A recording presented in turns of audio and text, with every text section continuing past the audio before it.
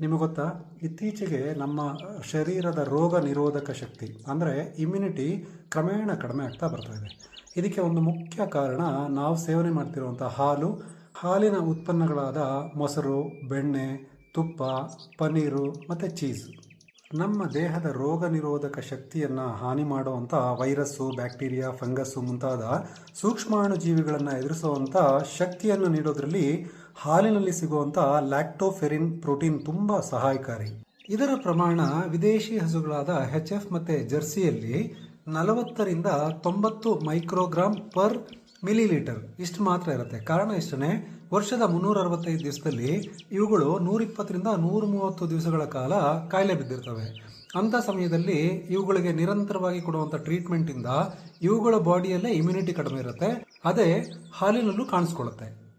ದೇಶಿ ತಳಿಗಳು ಅಂದರೆ A2 ಮಿಲ್ಕ್ ಕೊಡುವಂಥ ನಮ್ಮ ದೇಶಿ ತಳಿಗಳು, ಎಸ್ಪೆಷಲಿ ಕಾಡು ಮೇಡುಗಳಲ್ಲಿ ಸ್ವಚ್ಛಂದವಾಗಿ ಮೇಯ್ಕೊಂಬರುವಂಥ ಹಸುವಿನ ಹಾಲಲ್ಲಿ ಇದೆ lactoferrin protein 200ರಿಂದ 250 microgram per millilitre ಅಷ್ಟಿರುತ್ತೆ.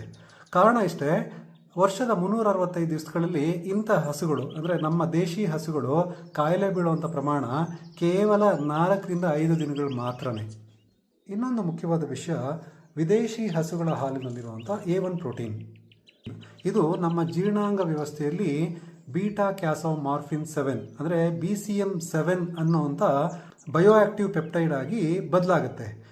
ಇದು ಜೀರ್ಣಶಕ್ತಿ ಕಡಿಮೆ ಇರುವಂಥ ವ್ಯಕ್ತಿಗಳಲ್ಲಿ, ಚಿಕ್ಕ ಮಕ್ಕಳಲ್ಲಿ, ವಯೋವೃದ್ಧರಲ್ಲಿ, IBS ಸಮಸ್ಯೆ ಇರುವಂಥವರಲ್ಲಿ, ದಿನನಿತ್ಯ ಯಾವುದಾದ್ರೂ ಕಾಯಿಲೆಗೆ ಔಷಧಿಯನ್ನು ಸೇವನೆ ಮಾಡೋರಲ್ಲಿ ಅವರ ಸಣ್ಣ ಕರುಳಿನ ಒಳಪದರವನ್ನು ಡ್ಯಾಮೇಜ್ ಮಾಡಿ ಮೆದುಳನ್ನು ಸೇರುವಂಥ ಈ BCM7 ಮಾರ್ಫಿನ್ನಂತೆ ಕೆಟ್ಟ ಪರಿಣಾಮವನ್ನು ಉಂಟು ಮಾಡುತ್ತೆ. ನಾರ್ಮಲ್ ಆಗಿ ನೀವು ಇತ್ತೀಚೆಗೆ ಕೇಳ್ತಿರುವಂಥ ಲ್ಯಾಕ್ಟೋಸ್ ಇಂಟಾಲರೆನ್ಸ್ಗೂ ಸಹ ಇದು ತುಂಬ ಮುಖ್ಯವಾದ ಕಾರಣ ಆಗ್ತಿದೆ.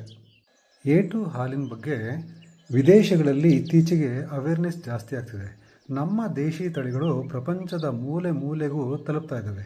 ಎಸ್ಪೆಷಲಿ ಗುಜರಾತ್ನ ಭಾವನಗರದ ಮಹಾರಾಜರಿಂದ 1960ರಲ್ಲಿ ಬ್ರೆಜಿಲ್ಗೆ ಉಡುಗೊರೆ ರೂಪದಲ್ಲಿ ಕೊಟ್ಟಂಥ ಕೃಷ್ಣ ಅನ್ನುವಂಥ ಗಿರ್ತಳಿಯ ಗೂಳಿಯ ಸಂತಾನ ಈಗ ಬ್ರೆಜಿಲ್ನ 80% A2 ಹಾಲಿನ ಉತ್ಪಾದನೆಗೆ ಕಾರಣವಾಗಿದೆಯಂತೆ.